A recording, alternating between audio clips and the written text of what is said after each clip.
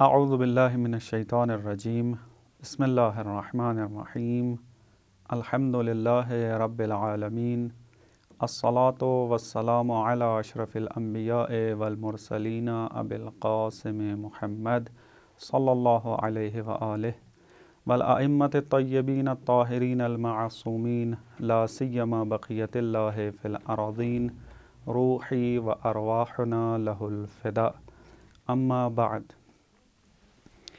ہماری بات معاد میں چل رہی ہے اور عرض کیا تھا کہ معاد کی دو اصطلاحیں ہیں۔ ایک مرتبہ معاد کہا جاتا ہے اور فقط اس میں قیامت کے احوال کو بیان کیا جاتا ہے، قیامت کے حالات کو بیان کیا جاتا ہے، فقط قیامت کی ابحاث کو ذکر کیا جاتا ہے۔ لیکن بعض اوقات معاد کی تعبیر کو استعمال کیا جاتا ہے کتابوں میں، لیکن اس میں عام ابحاث کو ذکر کیا جاتا ہے، یعنی فقط قیامت کے ساتھ خاص نہیں ہوتی بلکہ قیامت کے علاوہ یعنی موت، برزخ، یہ تمام ابحاث بھی اس میں ذکر کی جاتی ہیں۔ اور عرض کیا تھا کہ ہماری مراد بھی اس بحث میں معاد سے عام معنی ہے۔ آج جو آپ کی خدمت میں موضوع عرض کرنا ہے وہ حقیقت موت ہے، چونکہ معاد کا جو سفر ہے وہ موت ہی سے شروع ہوتا ہے۔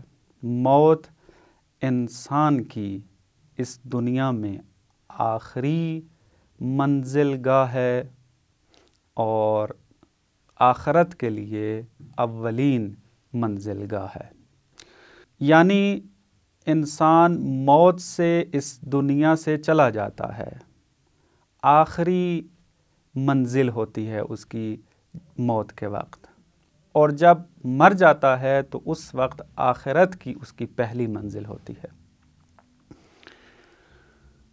حقیقت موت عرض کرنے سے پہلے یہ عرض کرنا ضروری ہے کہ موت سنت الہی میں سے ہے۔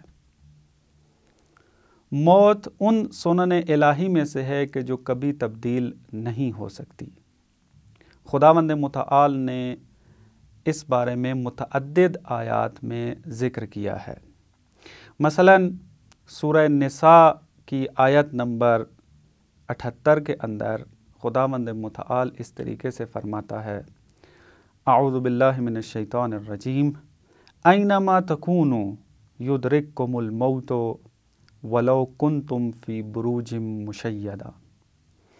تم جہاں کہیں بھی ہو موت تمہیں پا لے گی، اگرچہ تم بلند اور مضبوط قلعوں کے اندر ہی موجود کیوں نہ ہو۔ اسی طریقے سے خداوند متعال دوسری ایک آیت میں موت کو اس طریقے سے بیان کرتا ہے۔ سورہ رحمان کے اندر آیت نمبر 26 میں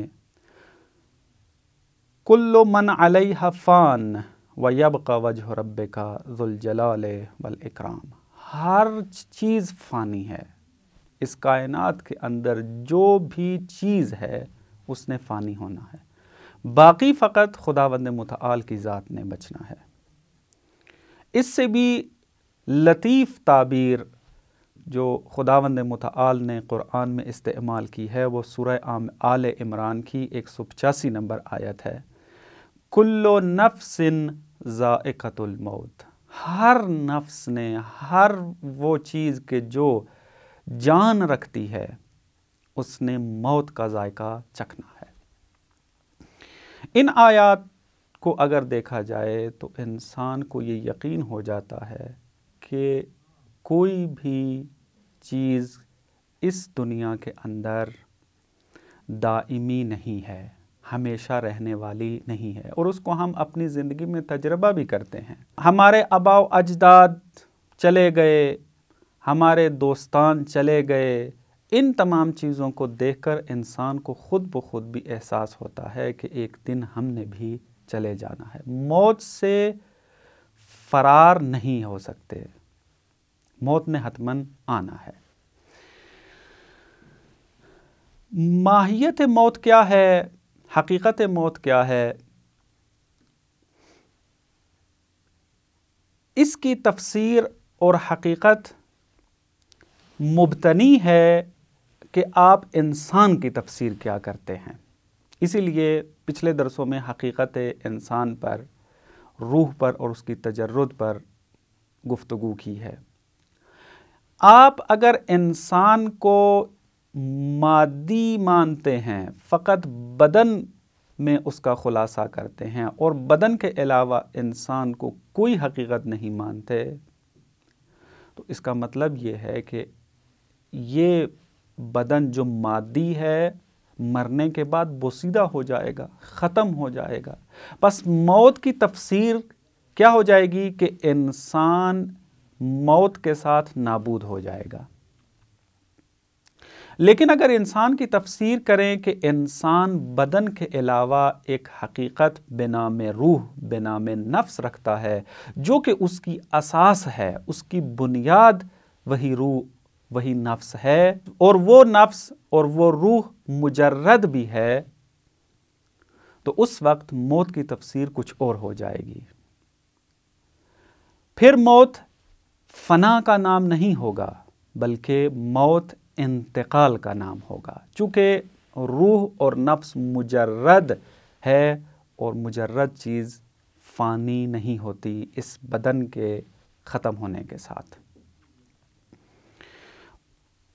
پس اگر روح کو مان لیں، اگر نفس کو مان لیں جو کہ انسان کی حقیقت ہے، تو موت کی تفسیر فانی ہونا نہیں ہوگی بلکہ انتقال ہوگا، کہ ایک دنیا سے دوسری دنیا کی طرف منتقل ہونے کو موت کہا جائے گا۔ اور پچھلے درسوں میں دلیل کے ساتھ آپ کی خدمت میں عرض کیا کہ انسان بدن کے علاوہ ایک حقیقت رکھتا ہے اور وہ حقیقت مجرد بھی ہے۔ بس ہم جو موت کی تفسیر کریں گے وہ یہ ہوگی کہ انسان مادی دنیا سے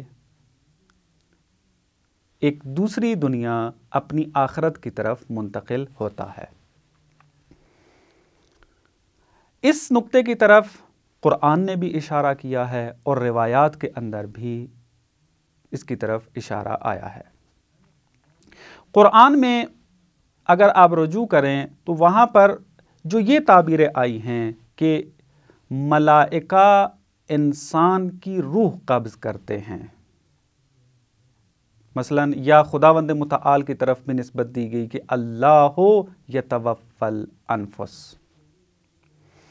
اور ملائکہ کی طرف بھی نسبت دی گئی ہے کہ ملائکہ روح کو قبض کرتے ہیں۔ تو قبض روح کے بارے میں جو قرآن کی تعبیر ہے وہ ہے توفی، اللہ یتوفی الانفس۔ اس توفی کے جملے کو، لفظ کو اگر لغت میں جا کر دیکھا جائے تو اس میں معنی یہ بنتا ہے کہ کامل طور پر اخذ کرنا، یہ توفی کہلاتا ہے۔ اگر انسان کو اس بدن میں خلاصہ کیا جائے تو توفی کا معنی درست نہیں بنے گا، کیونکہ بدن تو یہی زمین میں بوسیدہ ہو جاتا ہے اور خاک میں مل جاتا ہے، اور آیت کہہ رہی ہے کہ خدا اور ملائکہ انسان کی حقیقت یا انسان کے نفس کو اخذ کر لیتی ہے کامل طور پر۔ پس توفی کا جملہ اس بات پر دلالت کر رہا ہے کہ انسان کی روح اور نفس منتقل ہوتی ہے، کہ خدا اخذ کر لیتا ہے، ملائکہ اخذ کر لیتے ہیں اور وہ ایک اور جہان میں منتقل ہو جاتا ہے۔ اسی طریقے سے روایات میں واضح طور پر اس حقیقت کی طرف اشارہ ہوا۔ مثلا پیغمبر اکرم صلی اللہ علیہ وآلہ سے روایت نقل ہے، شیخ صدوق علیہ الرحمہ اپنی کتاب اعتقادات کے اندر اس کو نقل کرتے ہیں۔ پیغمبر فرماتے ہیں ما خلقتم للفنا بل خلقتم للبقاء، تم فنا ہونے کے لیے خلق نہیں ہوئے بلکہ باقی رہنے کے لیے خلق ہوئے ہو۔ وَإِنَّمَا تُنْقَلُونَ مِنْ دَارٍ إِلَى دَارٍ، تمہیں ایک گھر سے دوسرے گھر کی طرف منتقل کیا جائے گا۔